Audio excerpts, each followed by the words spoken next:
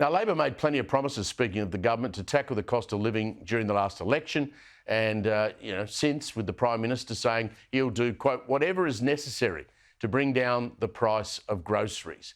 But today it's been revealed the government refused to fast-track a review into claims of price gouging by supermarkets. Now, Nationals Leader David Littleproud joins me from Cunnamulla in Queensland. You actually wrote to the relevant minister, did you not, and said, bring it on? Yeah, thanks for having me. I did. I wrote to him in December last year and not only said, do you want to bring forward the scheduled review that was due to start in October last year, bring it forward straight away. And not only will we support that, but we'll support you in what they're talking about now, is making the grocery code of conduct compulsory, mandatory, and actually increase the fines. And we believe as Nationals that it should be a minimum $10 million scaling up, plus divestiture powers. If they do the wrong thing by farmers, the suppliers and the consumer, then the ACCC should have the power to strip them or force them to sell their Dan Murphy's chain or their BWS chains, to give a real stick to this part of the economy that controls 74% of the grocery market. Now, government shouldn't interfere in marketplaces unless there's an imbalance, and there's an imbalance in the grocery market. They control too much of the market. They're using fear and intimidation on farmers. But then we've already seen in June this year, we saw a 60 to 70% reduction in sheep and lamb prices, but only an 8% reduction at the checkout. And so what we've said is that there's something not right here. They're using that power, but we could see this coming a long way off. And that's why I wrote to the Minister in December last year saying, let's bring this forward, let's walk into Parliament, let's give the ACCC the powers they need. But instead they ignored me and said, well, we'll wait till October this year. And then they couldn't even get that sorted. It took them another 100 days to January this year to announce that Craig Emerson will run that inquiry. This doesn't need more inquiries. We know there's a market imbalance. We need to give the tools to the ACCC to be able to protect consumers and protect farmers. And I'm prepared as the Leader of the Nationals to walk into Parliament in the first week of February and to legislate divestiture powers and also increase the penalties and to make the grocery code of conduct mandatory. That's the same offer I gave to Andrew Leigh, the Competition Minister, in December 2022. Nothing's changed, and when the Prime Minister says yesterday he's prepared to do anything, and I got to say, well, our hand's been out for 12 months. Unfortunately, your focus has been on your $450 million wasted referendum rather than what's really hurting Australian families out there, which is the cost of living. This wouldn't cost you a cent. This is all about pulling the legislative levers to protect families and protect farmers. It's just common sense, and the Nats are ready to deal. We just need a government that's prepared to understand the gravity and severity of this cost of living crisis. As you said, though, market intervention is tricky. No government in recent times has been prepared to do that, including the one that you're a member of. When you were last in office, was cost of living not front and centre then? And why didn't the former coalition government try and do anything about this?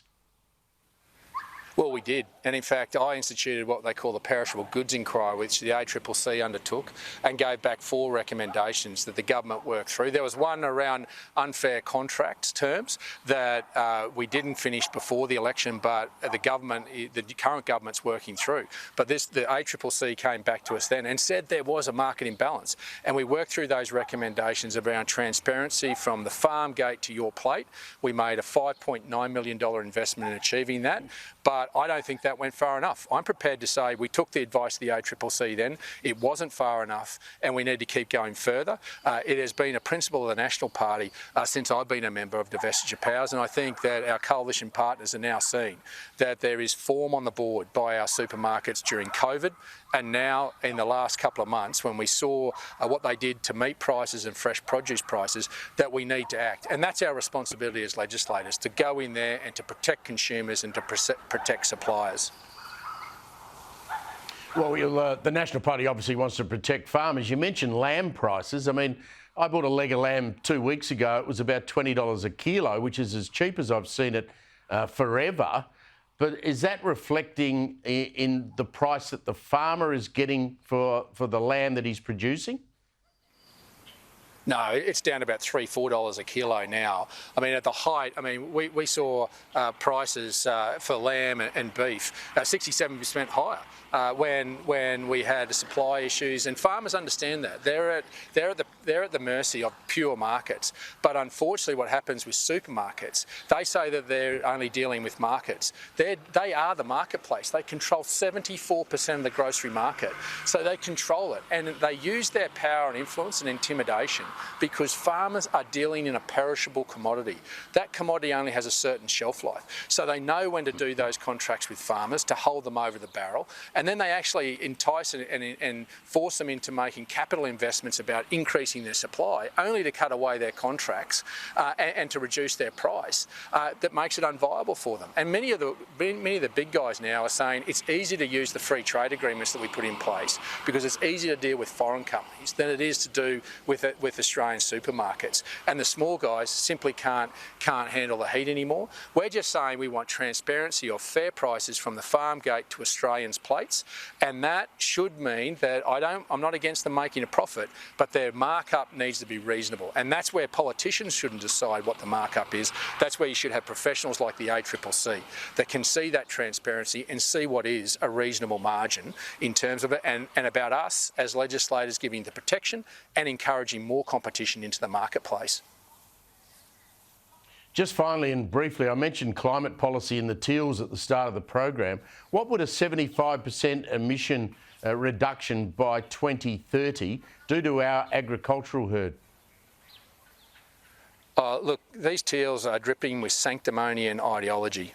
This will destroy regional Australia. Regional Australia is moving on their path and doing what they can, and there are technological solutions to solve not only in agriculture but in gas and coal. There's this carbon capture storage. The Biden administration is putting $1.2 billion into that, but we've also should look at the new technology and the existing technology in nuclear energy. The Nationals have been long advocates of putting nuclear energy in so that we're not tearing up the very thing that we're trying to protect, which is the environment. I just say to those electors in these teal seats, come out and understand that the consequence of your ideology and what you're asking for bears a consequence. And that consequence is on us in regional Australia, not just in jobs, but in your food security being taken away by these wind towers and solar panels, as well as the transmission lines that are being put there that are tearing it all up, as well as tearing up native vegetation.